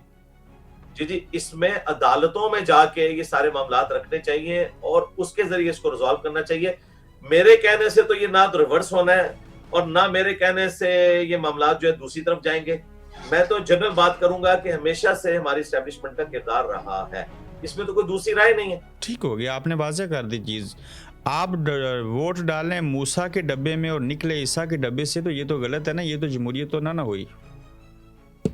जी, काश ये उस वक्त भी हमारे पीटीए के सपोर्टर्स को ख्याल होता जब वो 2014 में कंटेनर पर धरनों में शामिल हो गए और उसके बाद 2018 में 2017 में प्राइम मिनिस्टर को जो है वो पनामा लीक्स के बाद इकामा के ऊपर फारिग किया गया। अब वो भी सारे फैसले रिवर्स हो गए। तो ये पहले जो कुछ होता रहा ये भी नहीं होना चाहिए था। अब तो हमारे भाई शेर अफजल मरवत साहब ने भी खुद माना कि वो भी गलत हुआ था, ये भी गलत हुआ। मेरा ख्याल है कि शेर अफजल मरवत साहब अब जो बातें कर रहे हैं वो बिल्कुल बैलेंस गुफ्तगू कर रहे हैं। हम उन्हें सलूट करते हैं सच्चाई के इजहार के ऊपर। पाकिस्तान की उलमा आपस में मुतहिद नहीं है, मुख्तलिफ फ़िरक़ों में तकसीम है, तफरकाबाजी है, सियासी जमातें तकसीम है, हर एक इदारे की आपस में बनती नहीं है। तो इंजीनियर साहब, आखिर इस मुल्क का, इस कौम का होगा क्या? कोई हल है? जी जी, दिए से दिया जलाना चाहिए। उसमें फिर जो लोग पब्लिक ओपिनियन बनाने वाले लोग हैं, पहले नंबर के ऊपर हमारे पॉलिटिशियंस, उसके बाद हमारे सहाफ़ी हज़रात, उसके बाद जो मजहबी पेशवा हैं, जो महराबो मिंबर के कस्टोडियन हैं, इन सब का काम है कि अपने अपने हिस्से की आवाज बुलंद करें। यही तो मैंने इमरान रियाज खान साहब से भी गिला किया था कि तारिक जमील साहब बेनिफिशरी थे खान साहब के। उनके दौर में MTJ उन्होंने लॉन्च किया जब कोरोना के ऊपर लोगों को पकड़ा जा रहा था बगैर मास्क के, तो उनकी पूरी सरमनी बगैर मास्क के हुई, उनके ऊपर कोई FIR नहीं काटी गई। लेकिन जब खान साहब पे बुरा वक्त आया तो सिर्फ अकेला मैं बंदा था जो बोला, ना तारिक जमील साहब बोले, ना ताहिर अशरफी साहब बोले। हालांकि बेनिफिट्स तो इन्होंने उठाए हुए थे, उल्टा ताहिर अशरफी साहब तो बिल्कुल अपोजिट हो गए। तो इनके बारे में तो आपने कोई व्लॉग नहीं किया, उल्टा आप तारिक जमील साहब को मिलने के लिए वहां पहुंच के। तो भाई आप ही अपनी दावों के ऊपर गौर करें। तो पाकिस्तान के अंदर जो दहशतगर्दी ने दोबारा जन्म लिया है, मैं आपसे मज़हब के ऊपर बात करते हैं तो मैं इसलिए जानना चाहता हूँ कि इसके अंदर उलमा क्या किरदार अदा कर सकते हैं? उलमा का काम है कि वो फ्रंट से लीड करें और बताएं कि जो स्टेट है उसके खिलाफ खड़ा होना ये खारजियों का फितना है, जो मौला अली अलैहिस्सलाम के खिलाफ भी खड़े हुए थे, आर्म्ड कन्फ्लिक्ट किया। ये फितना अल खवारिज है जो आर्म्ड कन्फ्लिक्ट कर रहे हैं। जो पॉलिटिकल स्ट्रगल है वो खारजी नहीं है, अगरचे उनकी वजह से भी नुकसान होता है, लेकिन चूंकि वो कौमी धारे में है उनके साथ हमारी ट्रीटमेंट डिफरेंट होनी चाहिए। लेकिन जो असला उठाते हैं रियासत के खिलाफ, तो वो ना तो नून लीग की हुकूमत के खिलाफ खड़े हैं, ना PTI की गवर्नमेंट के खिलाफ खड़े हुए थे, माजी में वो रियासत पाकिस्तान के खिलाफ खड़े हुए थे, और वो तो पीपल्स पार्टी के दौर में भी खड़े हुए थे। रियासत अपनी जगह पे मौजूद है, हुकूमतें बदलती रहती हैं, तो मैं समझता हूँ उलमा का काम है कि वो दिलेरी दिखाएं और ये कहें कि इन लोगों का साथ नहीं देना चाहिए। और रहा इनका जाती किरदार, तो मेरे खौफे खुदा रखने वाले दोस्त फौज के अंदर ऐसे मौजूद हैं कि जिनमें अक्सरियत ऐसी है रिटायर्ड फौजियों में जो खुद पीटीआई के वोटर हैं। उन्होंने मुझे खुद बताया टीटीपी के बारे में कि जो उनके जाती किरदार हैं, जो उनकी ड्यूटी रही जनूबी वजीरिस्तान में, तो उन्होंने बताया कि ये जाती तौर पर भी कोई इस्लामिक किरदार नहीं रखते। इनके अंदर जो है वो जो हम जिन्स परस्ती और इस तरीके से औरतों के साथ ये मामलात जो एक्स्ट्रा आप कह लें कि वो आउट ऑफ वेडलॉक, ये बहुत ज्यादा है। और ये वो लोग हैं जो बाकी दीनदार लोग हैं, उस जमाने में इन लोगों ने मुझे बताया हुआ है। लिहाजा अगर किसी के दिमाग में ये है ना कि ये कोई इस्लामिक निजाम यहाँ टीटीपी लाना चाहती है, तो बिल्कुल ऐसा नहीं है। ये अपने फिरके की एक हुकूमत कायम करना चाहते हैं, जिस तरह हमारे पड़ोसी मुल्क में देवबंदी फिरके की हुकूमत कायम हुई। और पिछले दिनों देखें आप, इंडियन कश्मीर से उलमा ने कहा कि 100 से ज्यादा अहले हदीस उलमा कत्ल किए हैं अफगानिस्तान में।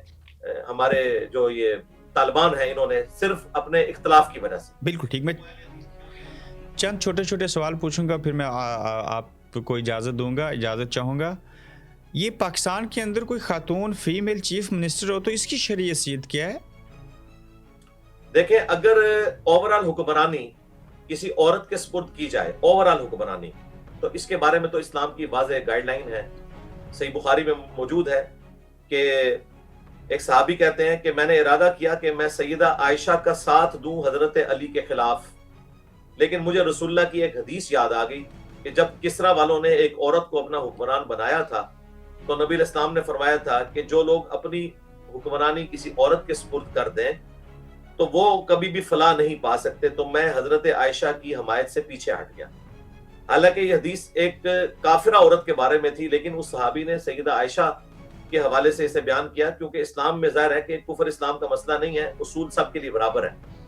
तो इसके तहत अगर कोई डिक्टेटर औरत बन जाती है या ओवरऑल हुक्मरान ऐसी बनती है कि उसके पास कुल्ली इख्तियार है, तो ऐसी हुक्मरान तो नहीं बन सकती। रहा हमारा जो मामला है, जो डेमोक्रेसी के ऊपर डिपेंडेंट है, जिसमें आप एक डेमोक्रेटिक सिस्टम में एक इलेक्ट करके बंदा ऊपर लेके आते हैं और वो काबीना की इजाजत के बगैर कोई काम नहीं कर सकता। इसमें पाकिस्तान की प्राइम मिनिस्टर भी कोई फीमेल हो सकती है और चीफ मिनिस्टर भी फीमेल हो सकती है, क्योंकि इनके पास उस तरह का कुल्ली इख्तियार नहीं जो एक डिक्टेटर के पास होता है, बल्कि ये पार्लियामेंट के ऊपर डिपेंडेंट होते हैं। पाकिस्तान की कोई भी खातून वज़ीर आज़म, सदर पाकिस्तान, चीफ मिनिस्टर बन सकती है, इसकी यही शरीयत है? जी जी जी बिल्कुल। तो इमरान रियाज और इफ्ताब इकबाल साहब के साथ जो बहस मुबासा सोशल मीडिया के ज़रिए शुरू हुआ, इससे मुझे पता चला कि आपकी तो फैन फॉलोइंग और बढ़ गई, कम नहीं हुई। ये दुरुस्त है? जी जी, 20,000 सब्सक्राइबर 2 हफ्ते में ऐड हुए हैं। ज़ाहिर है लोग ट्रुथ लवर हैं, लोग सुनते हैं ना। पहले भी जब कभी उलमा ने मेरे खिलाफ कोई कंट्रोवर्सी की या पीर अफजल कादरी साहब ने की थी, तो हमें तो फायदा होता है। उसकी वजह है कि हम लॉजिक के ऊपर बात करते हैं, हम किसी की लाइन तो नहीं ले रहे। तो जब आपके भी फॉलोअर्स बढ़ना कम हो जाए, रेटिंग कम हो जाए, तो आप भी कंट्रोवर्सी स्टार्ट कर देते हैं? बिल्कुल नहीं। अल्हम्दुलिल्लाह मेरे खिलाफ जितनी भी कंट्रोवर्सी स्टार्ट हुई, कोई एक भी मैंने स्टार्ट नहीं की थी, हमेशा हमारे मुखालफीन ने की। पीर अफजल कादरी साहब ने मेरे कत्ल का फतवा दिया, कंट्रोवर्सी स्टार्ट हुई। इससे पहले नवंबर 2023 में पीटीआई ने मेरे खिलाफ एक हंगामा खड़ा किया सोशल मीडिया के ऊपर। वो भी मेरी वीडियो जो है, उस वक्त कुछ वीडियो मेरी 1 साल पुरानी थी, कुछ 6 महीने पुरानी थी। आज भी देख लें, ये 7 महीने पुरानी वीडियो है। कंट्रोवर्सी इन्होंने स्टार्ट की। ये स्टार्ट करते हैं, मैं जवाब देने के लिए आता हूँ, और जब मैं जवाब देता हूँ तो चूंकि मैं अल्हम्दुलिल्लाह लॉजिक पे गुफ्तगू करता हूँ, मैं मैकेनिकल इंजीनियर भी हूँ, और मैं अल्लाह की रजा की खातिर बगैर चंदे के, बगैर किसी मदरसे के, बगैर किसी मस्जिद के अल्लाह के दीन की खिदमत कर रहा हूँ। अल्लाह की मदद मेरे साथ आ जाती है, उसकी वजह से मुझे फायदा हो जाता है अल्हम्दुलिल्लाह। कौन सी खुराक, मेवे खाते हैं जो इतना स्टेमिना और विल पावर है कि सबके साथ पूरी डाल लेते हैं? खुराक तो मेरी सादा है अल्हम्दुलिल्लाह, जो आम लोगों की है ग़िज़ा। और मैं तो जब से ये सिक्योरिटी इश्यूज की वजह से अब तो मैं वॉक भी नहीं कर पाता। उसकी वजह से मेरा वजन, मैंने जब पिछले दिनों चेक किया तो वो काफी बढ़ चुका था। मेरा ऑलमोस्ट वजन 87 केजी हो गया था। हालांकि मेरा वजन जो है वो 80 से नहीं बढ़ना चाहिए, आइडियली तो 75 है। तो मुझे काफी लोगों ने ईमेल की कि भाई आप मोटे हो रहे हैं। तो मैंने अल्हम्दुलिल्लाह रमजान मुबारक से कोई हफ्ता पहले डाइटिंग स्टार्ट की। अल्हम्दुलिल्लाह कल मैंने वजन चेक किया तो 82 हो चुका है। 4 किलो मैंने कम कर लिया है। दुआ करें सारे मेरे ऑडियंस के मैं इसको 80 से नीचे ले आऊं इंशाअल्लाह ताला। तो मैं अल्हम्दुलिल्लाह खुराक ओवर ईटिंग बिल्कुल नहीं करता हूं, और अल्हम्दुलिल्लाह ये जो जज्बा है वो इसलिए है कि मैंने अल्लाह ताला ने मुझसे कुर्बानियां ली, मुझे अपनी जॉब से भी रिटायरमेंट लेनी पड़ी दावत और तबलीग की वजह से। तो अल्लाह का शुक्र है मैं फुल टाइम डेडिकेटेड हूं, और ये स्टैमिना मेरा कोई आज से नहीं है, शुरू से है, और दुआ करेंगे स्टैमिना इसी तरीके से रहे। जमात इस्लामी को एंटी इस्टेब्लिशमेंट होने की वजह से पसंद करते हैं या मौलाना मौदूदी साहब की लेगेसी की वजह से पसंद करते हैं? माजरत के साथ मौलाना मौदूदी जैसा एक शख्स नहीं जमात इस्लामी प्रोड्यूस कर सकी। उनके बाद एक बंदा पैदा हुआ, हमारा उस्ताद डॉक्टर इसरार, और वो भी इस जमात की आउटपुट नहीं थी, वो उनका पर्सनल टैलेंट था, और मौलाना मौदूदी के साथ जो उन्होंने वक्त गुजारा था। तो मौदूदी साहब का तो अशर अशीर भी इस जमात को हासिल नहीं हुआ। मौदूदी साहब से तो मेरी अकीदत अपनी जगह, मैं उनको जमात इस्लामी से भी बहुत बड़ा समझता हूँ। वो तो उम्मत मुसलमा क्या, आप समझ लें कि पूरी दुनिया में पिछले ऑलमोस्ट 1200 साल में चंद बड़ी 10 पर्सनैलिटीज गिनवाई जाए तो उनमें वो आते हैं। उनका तो मामला अलग है। जमात इस्लामी को मैं पसंद इसलिए करता हूँ कि प्योर डेमोक्रेटिक जमात है। मौदूदी साहब का कोई बच्चा वहां पर नहीं आया उनकी सीट के ऊपर। हमेशा डेमोक्रेसी के जरिए लोग मुंतखब होते हैं और उनके लीडर्स को हटा दिया जाता है। देखें सिराजुल हक साहब इलेक्शन हार गए हैं तो हाफिज साहब सामने आ गए, ये डेमोक्रेसी है उनके अंदर। और दूसरा मुनव्वर हसन साहब ने जब ऐलान बरात किया था एस्टेब्लिशमेंट के पॉलिटिकल किरदार से, उसके बाद से तो उनका किबला बिल्कुल एंटी एस्टेब्लिशमेंट हो चुका है। वरना माजी में सबसे बड़ी एस्टेब्लिशमेंट की टाउट जमात अगर कोई थी तो मुझे कहने में आर नहीं है, वो जमात इस्लामी थी। डॉक्टर इसरार जो आपके उस्ताद हैं, जो मौलाना मौदूदी साहब के साथ थे, आपको पता है आपके उस्ताद डॉक्टर इसरार साहब ने छोड़ दिया था मौलाना मौदूदी साहब को? जी छोड़ दिया था, लेकिन वो पॉलिटिकल इख्तलाफ की वजह से छोड़ा था। वो चाहते थे कि मौलाना मौदूदी जो है वो सियासत में हिस्सा ना लें और वो अपनी जमात को उस तरह चलाएं। उनका कोई उनसे मजहबी इख्तलाफ नहीं था, वो मरते दम तक उनके साथ मोहब्बत का रिश्ता रहा। बल्कि वफात से चंद दिन पहले वो अमेरिका में उनसे मुलाकात भी करना चाहते थे, पैगाम भी भिजवाया था और आपस में तबादला भी हुआ था, उन्होंने रिकॉर्डिंग्स भी की। वो इस वजह से अलग हुए और इस मामले में मैं मौलाना मौदूदी के साथ हूं कि हमें पॉलिटिकल डेमोक्रेटिक जमात बनानी चाहिए। डॉक्टर इसरार साहब का ये मौक़िफ़ गलत था, क्योंकि आज तंजीम इस्लामी की वो वर्थ नहीं है जो जमात इस्लामी की वर्थ है, पॉलिटिकल किरदार की वजह से। कि जब कभी कोई फलस्तीन का इशू उठता है, बाकी उम्मत मुसलमा पे मसले आते हैं, तो जमात इस्लामी की आवाज सबसे तवाना आवाज होती है और ये बरकत है उनकी कौमी धारे में होने की। इस मामले में मैं डॉक्टर इसरार साहब के मौक़िफ़ की तायीद नहीं करता, मैं मौदूदी साहब को सही समझता हूँ। तो अगर मौलाना मौदूदी साहब के नक्शे कदम के ऊपर चलते हुए दौरे हाजिर की नज़ाकत को सामने रखते हुए आपको फैसला करना पड़े, तो क्या आप भी यही फैसला करेंगे कि आप मुस्तकबिल करीब में एक नई सियासी जमात कायम करेंगे अपनी? नहीं, मैं तो हमेशा जब भी हमसे लोग चैरिटी के लिए राब्ता करते हैं, और मेरे पास तो हमारे स्टूडेंट्स तो ऐसे हैं कि जो करोड़पति नहीं अरबपति हैं अल्हम्दुलिल्लाह। और पहले वो पीरों को खिलाते थे और वो अब कहते हैं हम आपको खिलाएंगे, तो हम कहते हैं नहीं, हमसे अच्छा काम कर रहे हैं ईदी वाले, दुनिया की सबसे बड़ी एनजीओ है जो इस तरीके से काम कर रही है वेलफेयर का, आप उनको दें। अल खिदमत फाउंडेशन जमात इस्लामी की, आप उनको चंदा दें, आप शौकत खानम को दें। और ये मेरी बातें वीडियो में रिकॉर्डेड है। मैं कहता हूँ मैं ईंट की मस्जिद अलग से नहीं बनाऊंगा, ऑलरेडी जो काम कर रहे हैं हम उनको सपोर्ट करेंगे, अलग से कोई जमात नहीं बनाएंगे। तो जो भी अच्छा काम कर रहे हैं हम उनको सपोर्ट करेंगे। मैं नहीं समझता कि मेरी जो मसरूफियात हैं दीनी, उनमें मैं इस चीज का मुतहम्मिल हो सकता हूँ। आप आज भी मेरे सामने बैठ के कैमरे के देखने वाले 25 करोड़ अवाम को कह रहे हैं कि शौकत खानम को सदका ज़कात जो भी है वो दें। जी जी दें, क्यों ना दें। वो अच्छा काम कर रहे हैं, बहुत अच्छा काम कर रहे हैं। और आपको मैं बताऊं कि नवाज शरीफ साहब की जो एहलिया थी Kulsoom Nawaz, millions of rupees वो हर साल शौकत खानम को देती थी। क्यों ना दें, बिल्कुल देना चाहिए, ईदी वालों को देना चाहिए। देखें, मैं इसमें ये बात करता हूं, जब मुझे एस्टेब्लिशमेंट के जुल्म की वजह से अपनी नौकरी से जो है वो रिटायरमेंट लेनी पड़ी, जो मैंने लाइफ स्टोरी में भी फिल्माया हुआ, तो जब मेरी डीब्रीफिंग हो रही थी तो उन्होंने मुझे कहा कि आप तो फौज के बहुत खिलाफ होंगे। मैंने कहा नहीं भाई, मैं अगर इमाम मस्जिद से मेरा कोई इख्तलाफ है तो मैं मस्जिद के और इस्लाम के तो खिलाफ नहीं हो सकता, नॉट एट ऑल। इस तरह खान साहब की अगर किसी पॉलिटिकल चाल से मुझे इख्तलाफ है तो खान साहब की जो कंट्रीब्यूशन है शौकत खानम की शक्ल में, या क्रिकेट का जो वर्ल्ड कप उन्होंने जिताया उसकी शक्ल में, या सेहत कार्ड की शक्ल में, या उन्होंने जो यूएनओ में इस्लाम का मुकदमा लड़ा और इस्लामिक फोबिया के खिलाफ जो उन्होंने दिन को अप्रूव करवाया, तो ये तो उनकी बख्शिश का जरिया बनने वाले काम है। मैं इसमें कतन उनके साथ टक्कर लेके अपनी आखिरत बर्बाद नहीं कर सकता। जो मेरा इख्तलाफ है वो ये है कि ये उस वक्त आलेकार बने थे, तो इनको मानना चाहिए कि जो मैं उस वक्त बना था मैंने गलत किया। बस ये अगर मान जाएं तो आप खान साहब के फिर साथ हैं। जी जी, तो ये अगर सब कुछ हो तो देखें आज जमात इस्लामी क्या ओपनली और छुप के पीटीआई को सपोर्ट नहीं कर रही। हाफिज नईमुर रहमान साहब के अलावा किसी ने पीटीआई के हक में कोई कलमा खैर का बोला है? तो सेनेटर मुश्ताक के बारे में क्या कहेंगे, जो कलमा हक जमात इस्लामी से बड़े हो के वन मैन शो होते हुए उनसे ज़्यादा काम कर रहे हैं, और उनके लिए जमात इस्लामी आवाज़ क्यों नहीं उठाती? कौन? सेनेटर मुश्ताक अहमद जो हैं, फ़लस्तीन के लिए उन्होंने क्या नहीं किया? उन्हें अगवा किया गया, उनकी बेटी को पकड़ा गया।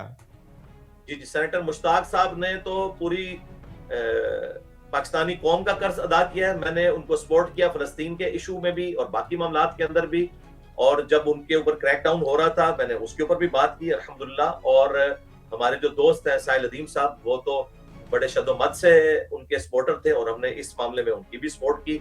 हमारे दूसरे भाई जो है एऑन पॉडकास्ट का सिलसिला जो चला रहे हैं, उन्होंने भी सपोर्ट किया, हमने उनको सपोर्ट की। बिल्कुल सेनेटर मुश्ताक जो है वो वन मैन आर्मी है, इसमें कोई शक नहीं। और मैंने तो ये भी बात की थी कि अफसोस का मुकाम है कि यूरोप अमेरिका में तो बड़े प्रोसेस हो रहे हैं इसराइल के खिलाफ, उधर उस तरह का क्रैकडाउन नहीं हुआ जो अफसोस के साथ कहना पड़ रहा है कि पाकिस्तान में हुआ। ब्रिलियंट। 1.5 मिनट आखिरी ये 2 सवाल पूछना चाहता हूँ। जब बतौर इंजीनियर एक इदारे में खिदमात अंजाम दे रहे थे, आपने थोड़ी देर कबल जिक्र किया कि आपको भी नाहक तरीके से किसी इदारे से सबकदोश होना पड़ा। जी जी, उसकी वजह यह थी कि मेरे दर्स में एक लड़का बैठता था जो बाद में किसी जिहादी तंजीम के साथ चला गया अफगानिस्तान और वहां वो मारा गया। मैं तो शुरू से नॉन-स्टेट एक्टर्स के खिलाफ हूँ, तो उन्होंने उस शख्स को मेरे खाते में डाल दिया और मुझे जबरी रिटायरमेंट जो है वो कर दी मेरी। मैंने उसको एक्सेप्ट नहीं किया। मैंने जस्टिस शौकत सिद्दीकी साहब की अदालत में मुकदमा किया। ये नवाज शरीफ साहब के दौर की बात है। लेकिन फिर नवाज शरीफ साहब भी निकाले गए। जस्टिस शौकत सिद्दीकी साहब ने एक तकरीर की, 1 साल तक डेटें लगती रहीं और एस्टेब्लिशमेंट के लोग कोई जवाब नहीं दे पाते थे। आपको फौज से निकाला गया?